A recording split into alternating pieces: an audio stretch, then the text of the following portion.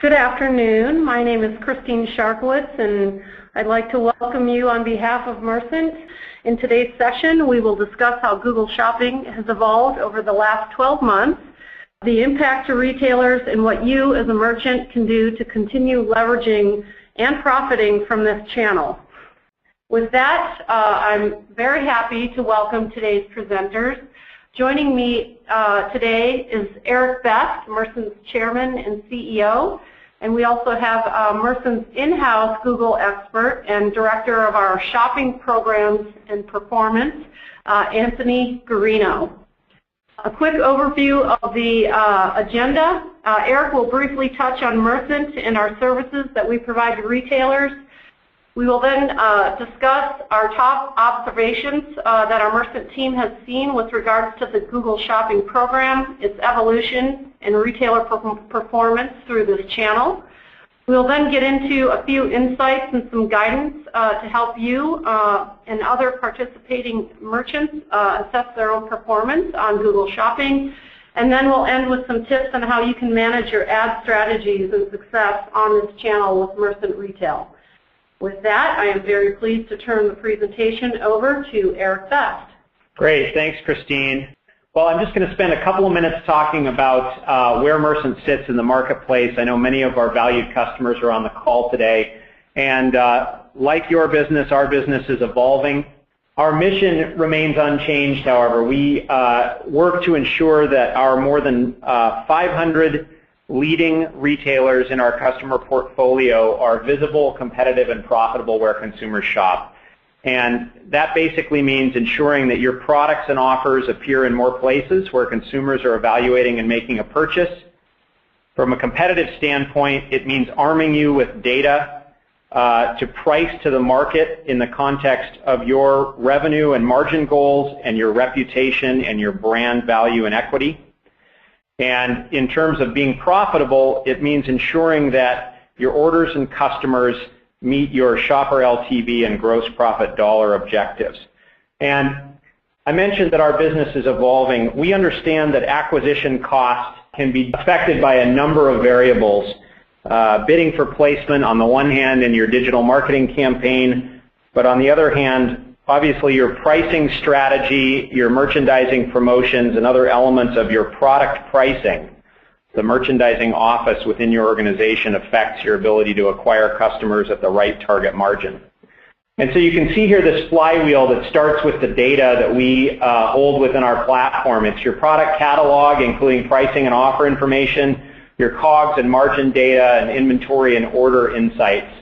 And we've always provided analytics that help you track the results of your digital marketing campaign, and we've injected content in near real time into the ads and product detail pages where consumers are touching your brand and your assortment. What is new from Mercent and technology that we'll be rolling out in the coming quarters and into next year is our ability to help you monitor competitive pricing across the retail landscape and take real-time action to modify your price points and merchandising offers so that you have true automated control over all of the elements that affect your ability to acquire customers on the right terms. So that's really it in terms of the overview. We'd love an opportunity to connect with you after today's webinar, and we'll have contact information that we'll present later. And so with that, I'm pleased to introduce Anthony Guarino, who's going to walk us through Mercent's latest observations on the Google Shopping and Product Listing Ads program. Thanks, Eric.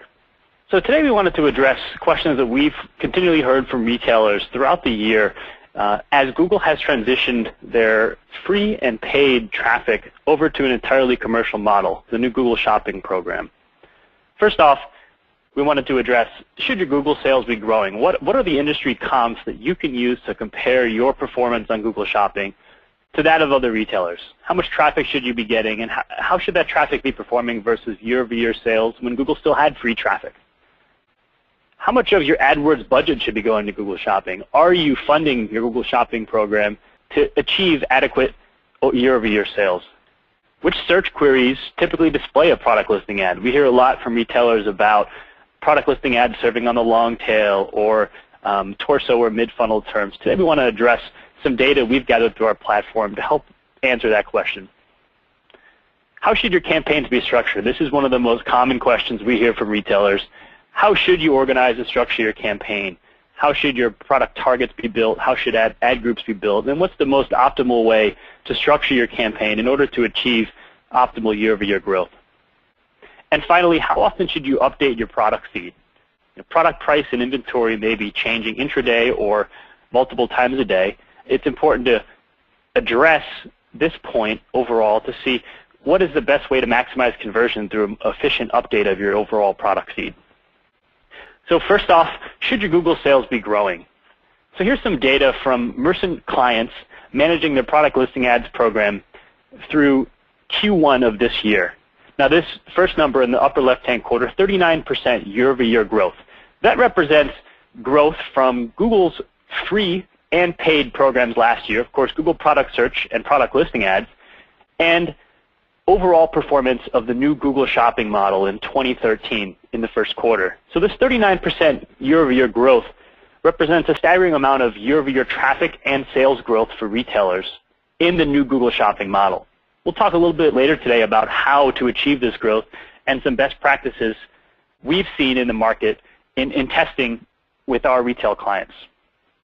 Now, of course, this represents an astronomical 1,360% year-over-year growth specifically on product listing ads. But again, we typically focus our year-over-year efforts in the amount of traffic that was available last year in Google's free and paid model. So how much traffic was there in Google Product Search, and how can you maximize that traffic now in an entirely commercial model? Therefore, we typically feel from retailers that the 39% year-over-year growth is more of a focus because last year they had a substantial amount of traffic still coming from their free program in the first quarter. So one of the first steps to achieve year-over-year growth on Google Shopping is budgeting. And a question we typically get from retailers is, how much of my budget should go to Google Shopping? So we've seen through our retail clients that on average about 40% of non-trademark AdWords budget goes towards product listing ads. Now this can be as high as with some retailers as 55% of their overall non-trademark budget. These retailers typically have a very large product catalog. They may have many variations of their products, which allow more efficient marketing through the product listing ads format versus standard AdWords text ads. Now, on the right-hand side is a graph of growth in overall AdWords sales, or PLA sales from AdWords, in the transition of Google Shopping's model and the growth of product listing ads in the last year. You can see that in the fourth quarter of last year, we saw retailers on average that were managing both their text ads and their product listing ads through the Mercent platform. On average, about 55% of their overall AdWords sales in the fourth quarter were being driven through product listing ads. So we expect to see this continue. Typically in holiday, we've seen a bump in the product listing ads sales contribution from AdWords as consumers tend to do more comparison, more price comparison, and more shopping around during the holiday season. So we'll monitor this trend throughout the year and report on that again later in the year. Now, next question is, what search queries typically display product listing ads? We talked about 40% of non-trademark spend going to PLAs. The common question we get from retailers, and a common misunderstanding, is that product listing ads are merely a long-tail search opportunity, and they only serve on long-tail terms. Through our platform, we've seen data to prove otherwise. 94% of the product listing ad impressions that we've seen through the Mercent platform have served on non-trademark terms. They typically serve on head and torso terms, such as in this example here for tents. So this represents a very strong opportunity for retailers that are advertising substantially on head and torso terms and non-trademark terms through their text ad campaigns and AdWords.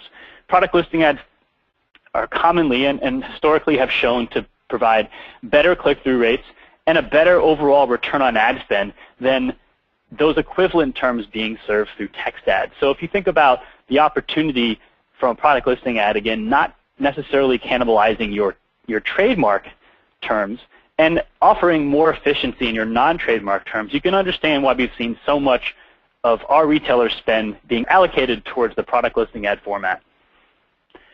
So how do you achieve this growth? A common question we get is campaign structure, and how should I organize my campaign? Here's a basic example here. And we've seen recently through the year, as we've tested and continue to optimize retailers' campaigns, that one of the key drivers of year-over-year growth is campaign structure. Here's some data from a few recent tests we've conducted on our clients. That's shown 35% increase in simple daily traffic from a more granular product target structure. And a simplified example on the right shows how to achieve that. So here we have separate ad groups for each gender of shoes, and then breaking things out by secondary attributes, and then including a third attribute for each product, trying to drill down into your product catalog to better target and better market those products that are better performing than others. So if we have a ad group for women's shoes, we may find that heels are better performing than other shoes, so we'll bid separately on those.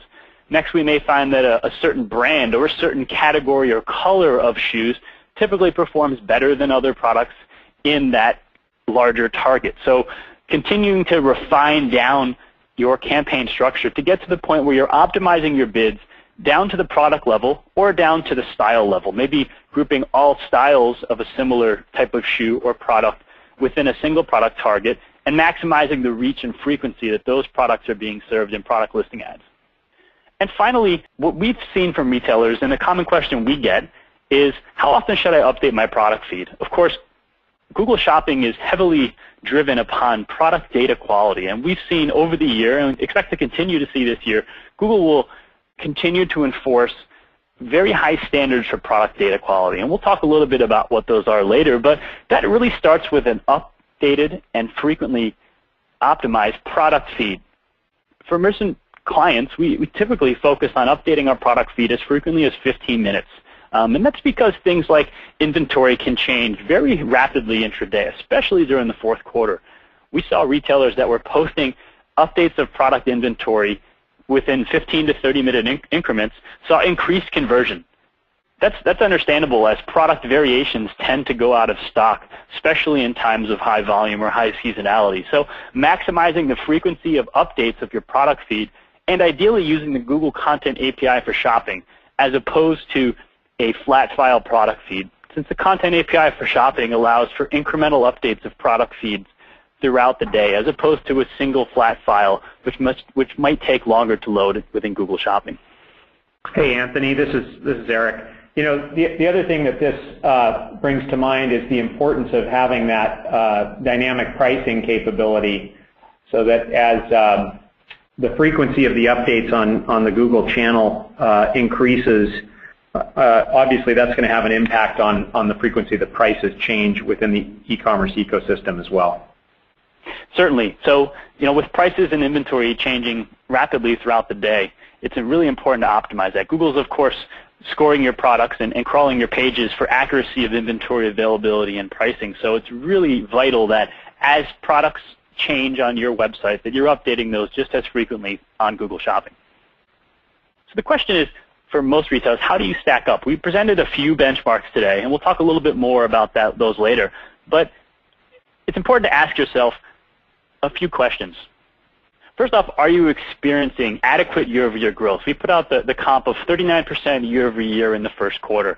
We expect to see that accelerate here as we hit into the fourth quarter.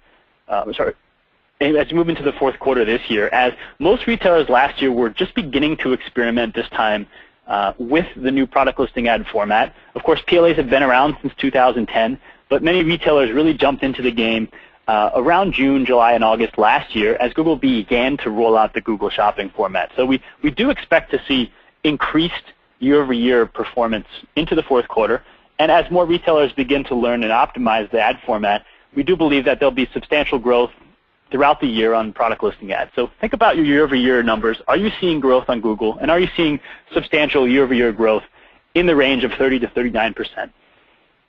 Next, how much of your budget are you allocating towards Google Shopping? This is a big area we've seen a lot of retailers neglect. Oftentimes, their product listing ad or Google Shopping campaigns are being managed by a team that doesn't quite understand the product feed or the components of a product feed, and oftentimes they're underfunding that campaign. Simply looking at your search queries, simply understanding which search queries serve PLA, and comparing the performance of those same queries on text ads gives you a very clear understanding of how to optimize and how to maximize budget on product listing ads. So, take a look at your search query report for your product listing ads and analyze those queries against the same types of keywords that you're bidding upon in your text ad campaign. And ask yourself, where should I allocate my most budget? Where's the most efficient place to put my incremental budget? You'll oftentimes find that product listing ads are more efficient. Next, how are your campaigns structured? Are they structured correctly to really increase traffic? Are you providing granular product targets? Are you including multiple conditions per product target? Simply more than just looking at a brand line or a category, are you refining your product targets down to conditions like color and size? And at times looking down to the product SKU or style family to really understand the best way to market your products and maximize the exposure on Google Shopping. And finally, how frequently are you updating your pricing and inventory? Like Eric mentioned, some retailers are now experimenting with dynamic pricing or pricing updates intraday on their website. As your pricing might change, or of course your availability changes, are you updating your Google Shopping feed just as frequently? Now that the feed is transactional, it's important that as a consumer clicks on a product, that product is available on your website for the same price as you've advertised at. Anything else will be lost conversion for retailers, and we've seen more frequent updates of the product feed can make a very strong improvement in overall conversion. All right, so next I wanted to talk a little bit about the Mercent solution and our overall approach to product ad management. At Mercer, we really focus on an integrated approach to Google Shopping. We understand that there's very important campaign management aspects of Google Shopping. Of course, Google Shopping is managed in AdWords. However, at the same time, you don't have keywords to bid upon. So that's where we find that the feed management side of things is just as critical to the overall success and growth on Google Shopping.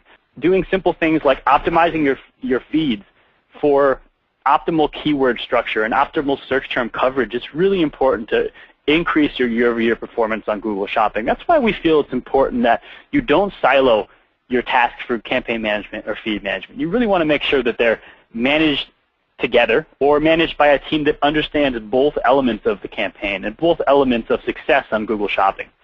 Within our platform, we've tried to solve some of those, and I'd like to cover a few of those later today. So first, we understand the importance of data quality. At Mercent, in the Mercent platform, we've integrated with both of Google's product APIs to help retailers automate this process. So first off, we have the Google Content API for shopping, which gives you real-time feedback of simple validation errors. As Google starts to require more and more data or starts to validate some of the data you provide, such as UPCs that are now being validated, the Content API for shopping provides you with real-time feedback of those validation errors. It lets you quickly resolve those issues as opposed to having products linger and not be live on Google Shopping. Ultimately, every product not live represents lost sales for a retailer, especially as we approach the fourth quarter. And finally, the Data Quality API. Data Quality API provides additional information and feedback about the quality of your products and how Google is scoring your products for quality nightly. So the Data Quality API provides feedback that you'd commonly see in the Data Quality tab of Google Shopping. And within the Mercent platform, we've tried to organize that data to allow retailers to very easily take action to improve the data quality of their products. This is what we call Mercent's Google Data Quality Toolset. So here's a view of the two different reports that we offer through the Mercent platform that we are able to collect from the different APIs that are integrated into the system. So we have in the background here the feedback we receive from the Content API for shopping. So as products are loaded, we get real-time feedback from Google about attributes missing or different parts of your feed that are checked in real time that you can quickly improve to make sure all of your products are live on Google Shopping. And the second facet, we have the Google Data Quality Report, which is the data that we collect through the Data Quality API from Google. This helps organize the feedback that Google's provided. It helps you better understand things that are missing in your feed or areas on your website that Google has crawled that they've identified as deficient with their overall standards. Are your images crawlable? Are your products and availability easily messaged so Google's bots can understand the accuracy of your data between the feed and website. Simple things like that that we try to bring into the system to allow the user to better optimize their overall campaign and give them a holistic view of the different tasks involved within the Google Shopping campaign management. Next, we have keyword optimization. So the Mercent retail platform is built to allow you to do very granular optimization down to product titles and descriptions, which ultimately provide the keyword or search term coverage within your Google Shopping campaign. So here's a simple example. Using the dynamic content rules within the Mercent system, you can very easily add relative attributes to your product titles or description to help increase the search term coverage within your data feed. So you can see in this example, simple attributes like electric guitar or simple keywords that are really important to driving overall visibility of your products can be very easily added to the Mercent platform. This can be done in scale or on a one-by-one basis. Now, we talked about managing campaign structure, and here's a simplified example of how a retailer might approach campaign structure using the Mercent retail platform. So on the left-hand side, we have 3 different groups of products. We have watches, Rolex watches, and very high-margin Rolex watches. In this example, of course, you can see that the highest return on ad spend is available through those high-margin products. But the question might be, how do you drill down to those products? How do you optimize down to margin or price point very easily and scalably? So the Mercent system has enumerated attributes which help you drill down into your product catalog to create product targets that easily align to attributes in your data feed. So by simply setting up a category target for watches, any new watches that are available in your product feed are automatically launched within that product target.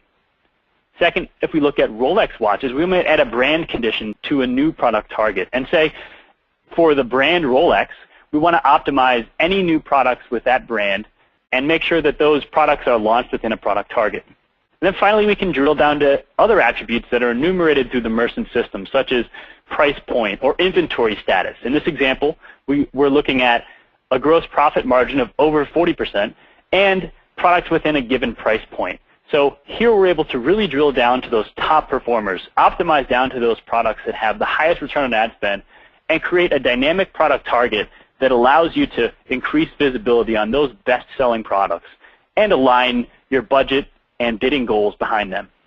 Hey, Anthony, this is Eric again. So I think it's worth pointing out that a lot of these variables that you're talking about here are reflected in dynamic assortments that are held within Mercent Retail. So as COGS change, as margin change based on the purchasing activity of the buying organization within the retailer's purchasing department, the assortment is changing on the fly according to those dynamic data elements. Certainly, and other things like inventory that are constantly changing outside of assortment are also considered in our rules as well. But this is a simplified example to give you an understanding of how to drill down to those best-selling products and really make sure that those are getting the most visibility within a campaign. Exactly, even as those assortments change over time. So here's a quick view of the Mercent Campaign Manager for Google Shopping.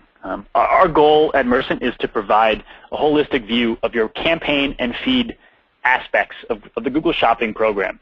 Within the Mercent Campaign Manager, we have the ability to automate your bidding, to easily create new product targets, view performance by time period, as well as viewing performance down to the product level. So looking to see within a given product target, like I showed you in the last example, which products are the best selling, which products are driving margin, looking at the inventory status of those products. The Mercent system is really built to solve those very retail-specific problems that we've seen arise as the new Google Shopping model has evolved. We've also tried to solve product target creation for our clients. So here's an example of the product target creation process. It's similar to that of AdWords, but again, we've enumerated those attributes that are important to building product targets. So simple things like brand and product type or category are easily enumerated within the Mercent system. Therefore, you can search for a brand, simply click on that brand and build a product target behind it, as opposed to within AdWords or other platforms where you have to make sure that the brand name exactly matches that of your data feed and validate that target to ensure that it's accurate in the feed. So we've tried to remove that validation process and built that into the system to allow very easy, scalable product targets to be built. And finally, when we have AdWords groupings and labels, we've built a process to very easily align a product filter, like I showed you in the campaign structure example, very easily align a product filter with a AdWords grouping or label. We also have the ability to prioritize the rank of those groupings and labels, therefore making sure you're minimizing overlap within your grouping structure. And finally, we want to really focus on the importance of promotions. Within the Mercent platform, we've built support for Google's Merchant Promotions program. And here's an example. This actually recently rolled out onto the main Google SERP here on the left-hand side. You'll start to see now individual coupon codes will be available to shoppers directly from their PLAs. And this represents a very strong opportunity versus overall, or more commonly, the promotion text that's available within AdWords. The Google Merchant Promotions program is actually a supplemental data feed that the Mercent platform can help you create to align your product promotions at the SKU level or the product level with your PLA ads. And these are now surfacing on the Google SERP, and we expect this to have a very strong impact into holiday. As seasonal periods approach, shoppers tend to be more focused upon promotions and more focused upon individual ways to differentiate an offer that might be available, or a product that might be available across multiple retailers. These promotions will also be eligible on Google Offers as well. So final step in Mercent Retail is really analytics. So we talked about the importance of data quality, and data quality is really king. We showed some of the feed analytics areas, but we definitely want to focus too on areas of campaign analytics, things like search query conversion, understanding negative keywords and optimizing negative keywords, and of course always focusing on the products being sold within a PLA ad or target, really drilling down to those products that are actually driving conversion and allowing a process to segment those products into new targets to maximize the reach of your Google Shopping campaign. Those product level analytics are really critical and something we hope to solve for retailers within the platform. Which products are driving the sales, which products are maximizing gross margin, have the most traffic potential, etc. And really looking at that individual product performance within a product target group. So next I'd like to turn it back over to Eric to talk overall about the Mercent system and our approach to the product ad solution. Well, thanks, Anthony. A lot of very insightful comments and content there today. So I'm just going to close before we open this up to question and answers now by reiterating a lot of what you've already presented. And just in terms of Mercent's position in the market, we believe that success on Google Shopping and similar product ads programs from the likes of Amazon and Bing requires both solid feed quality and feed management as well as campaign management. And as I mentioned in my opening comments, we increasingly believe that performance marketing success through these programs begins with proper merchandising, that you're getting your price and promotions correct, and that pricing and promotions across your product assortment informs and improves your performance marketing performance over time. So you can see here that through a combination of deep data integration with our clients' line of business infrastructure, full support for the Google APIs as well as APIs from other product ad providers, the ability to very granularly manage the details of your feed and properly schedule your feed to be able to deliver updated inventory and pricing information as often as every 15 minutes, address data quality optimization and error resolution concerns, and provide complete campaign management, including product target structuring and automated bidding, on top of a very broad and deep analytics platform that is focused on the child variant SKU as the atomic unit of your business. All of these things add up to Mercent's ability to outperform any other provider in the market. And just to put it in perspective now, we have more than 300 major retail stores that are active on Google Shopping today through our platform. So that's closing comments here. We'll provide contact information in a few minutes, but I'd like at this point to open it up for Q&A. And Anthony, if you don't mind, I'll just moderate this session as we go here. We've got about 6 questions so far from the audience. I'm going to start with first one, it's pretty tactical, but you mentioned early on the importance of granular campaign structure. And there was a question around whether or not that is tied specifically to Google's catalog taxonomy within shopping, or whether it's solely driven by a retailer's own e-commerce catalog structure. In other words, do we need to take Google's category hierarchy into account when we think about that campaign structure optimization? So the example I showed was using the product type attribute, which is one of the attributes available within AdWords or the AdWords APIs, which allow you to align product targets to your merchant category. However, of course, you mentioned Google's taxonomy, which is also an important part of the feed. So I guess the answer would be, with a very strong merchant categorization that's mapped to Google Shopping, you can typically optimize things better on your side of things using your merchant category. We have experimented, and you certainly can send a Google product category within an attribute like a product or an AdWords label. However, in terms of standard enumerated attributes in Google Shopping or AdWords, the product type is more commonly used. So I'd say, with adequate mapping, typically your product type is probably more accurate. And it's probably better to merchandise your products at your own taxonomy versus Google's, but it's important to definitely map your product categories to Google's taxonomy. Okay, great. Next question. This is related to when PLAs surface on a search query. Do you have any thoughts on how a merchant who might be new to the Google Shopping or PLA program can get a sense for how often or when search queries surface a PLA? That's a tough question. There's a lot of factors involved with when Google decides to serve a PLA. I would oftentimes look at your product feed first and make sure that you have very strong coverage within those head and torso terms that are relevant to your product or to your product. So making sure that things like categorization, search terms, and other keywords that are really important to your products are first and foremost in the data feed, because that'll start to give you an understanding of how and when you're going to see PLAs serve. Currently, Google doesn't provide data such as impression share or quality score or other attributes that we can use to understand how or why your products are not serving on PLAs. But first, starting with just very strong search term or keyword coverage in your product feed is really important. Next, I would say focus on the way Google shows PLAs.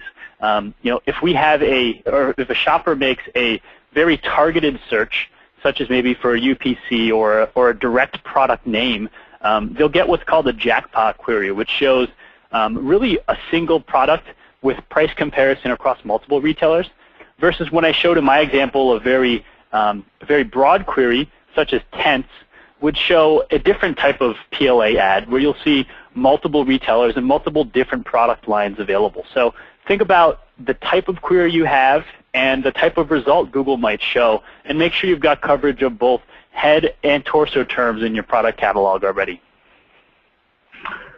A question was posed related to the latency of data updates after a feed is submitted. I'm going to broaden this question a little bit. And Anthony, can you talk about the distinction between the new content APIs versus kind of the legacy data feed interfaces that Google provides? I know for our part, virtually 100% of our portfolio is now interacting with Google through those XML APIs, right? But what are the advantages? Okay, so Google's provided for retailers that post data through the content API for shopping. They've offered and they provide what's called the Express Pipeline. The Express Pipeline to Google Shopping gives you almost real-time updates of product inventory. Typically, you're posting products one by one through the API, and as products are loaded, you'll actually oftentimes see those immediately available within the Merchant Center. Of course, there's conditions that Google has to, if it's a new product, it does have to go through a product review period. But if you're simply making updates of price and inventory through the API, those will actually happen in almost real time, versus a product data feed where you might be posting all products in a flat file, and depending on the size of that product data feed, it may take several hours for those products to update on Google Shopping. So you can really see the advantages of the API, using that express pipeline to inject products incrementally and inject only the incremental changes to Google. So if you're a retailer with 100,000 products and maybe 5% of those products change inventory status throughout the day, or 10% of those, you're really posting those products in real time as they update and getting a real-time update on Google Shopping versus perhaps waiting 2 to 3 hours for that 5 or 10% of your products to update when the majority of your products actually never even changed in inventory or price. Thank you. There's two related questions here that are both concerning the approval policies that Google has in place regarding content and data. And the first question was sort of related to what happens, what's the recourse in terms of a remedy if Google's flagging certain products either due to missing or ill-formed data or some other policy violation. We should talk about that. And related, there was a specific question around an on-shipping attribute. It seems that for this seller within the last month, what was previously acceptable in terms of blank fields related to free shipping and a $0 value for U.S. shipping fees, now Google is no longer approving those. Can you just talk a little bit, either anecdotally or in terms of our error resolution process, how we think about the approval process and remedies? Okay, so first I guess it's important to note that products that change, products that are new to Google Shopping undergo a review period, and that review period is dependent upon a lot of conditions. Certain categories such as pharmaceuticals or healthcare products might have a longer review process. Products like apparel might have a shorter review process. They're really, that's more of a black box there. But I think it's important to, if you have products that will be available, even if they're out of stock currently, get those in the feed. Start sending them to Google. They won't advertise if they're out of stock, but they do get them through that first process of approval.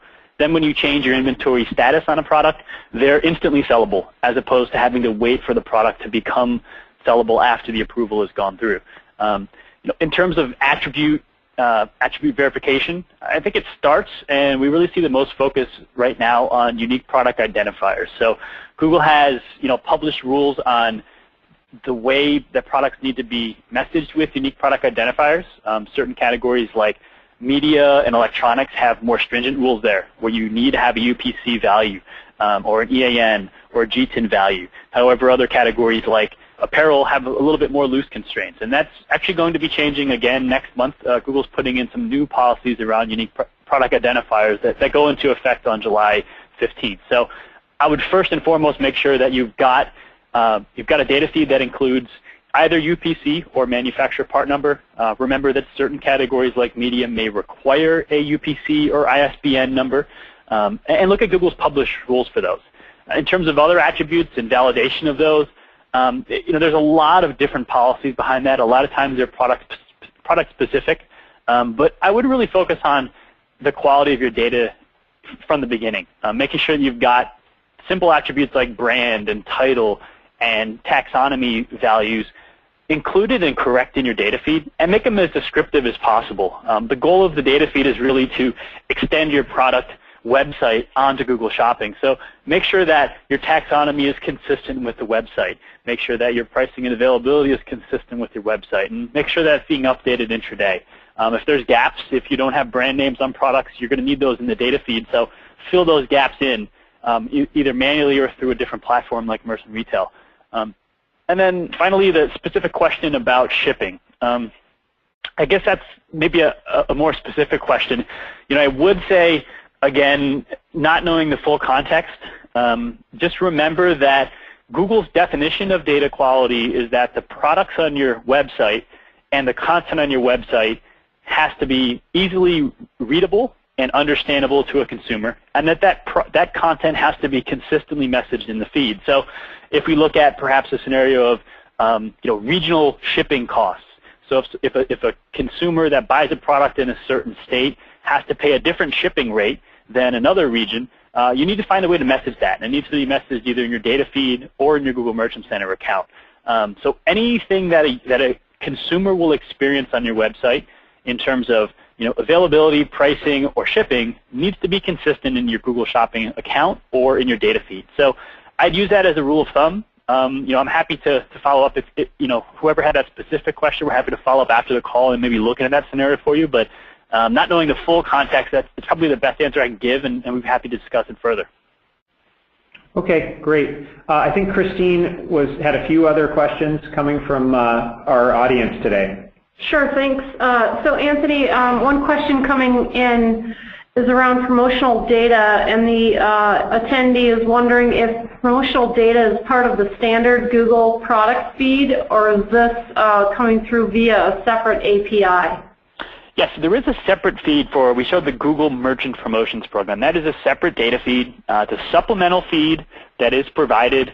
It does map back to your product feed. So you have to annotate products in your feed with a given promotion code, and then you send a supplemental promotional feed to Google. That is currently a process that's in beta, and your account will need to be whitelisted for it. But for retailers we've tested on, it's been a very strong program. It rolled out last year, but Google, just this last week has rolled it out onto PLAs on the main SERP.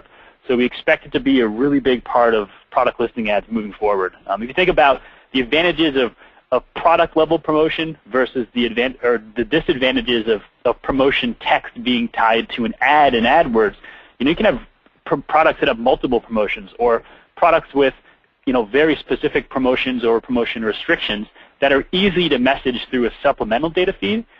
Maybe you have a brand that can't be messaged with free shipping, so you have to structure your AdWords campaign around that promotion text, versus if you have a supplemental data feed, it's really easy to just remove the product promotion from those items in that brand. So it gives you much more control of your promotions.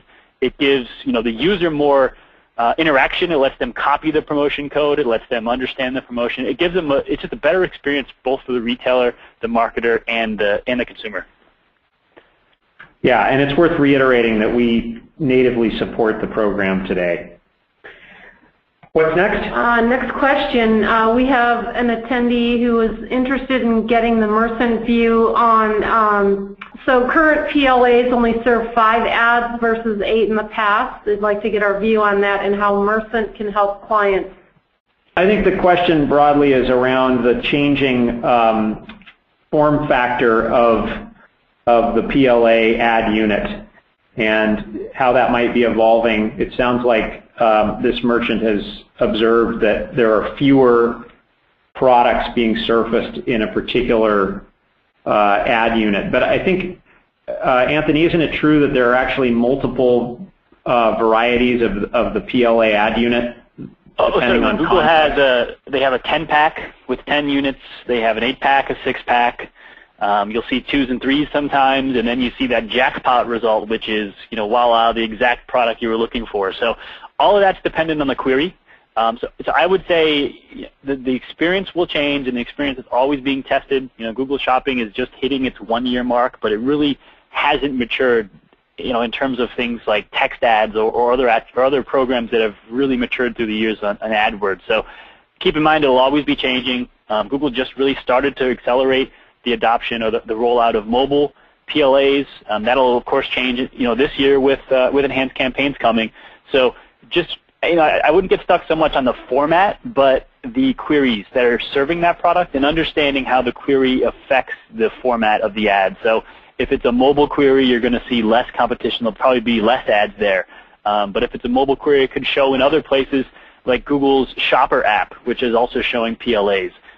If it's a head query, you might see an 8-pack or 10 different ads showing. But if it's a very specific targeted query that Google can identify, you might see that jackpot result, which is one product and everybody that sells that in a single price comparison. So the display of a PLA is always changing. It's an always changing variable, but focus on the queries that are serving products and optimize to the query. Optimize with negative keywords.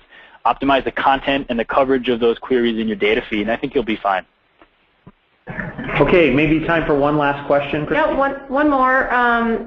This question is around pricing versus bidding. Do you provide dynamic product pricing or only dynamic bidding? Well, I'll take this one. So I mentioned in my opening comments that at Mercent, we really see your promotional offer, including your price and your shipping fees, as one side of the margin or customer acquisition cost coin, and of course bidding for placement and your total cost to acquire the order or customer being the other side. So you always have these two major variables in play. It's the price point at which you're promoting the product versus the amount of ad spend that you're allocating to acquire that next incremental order or customer.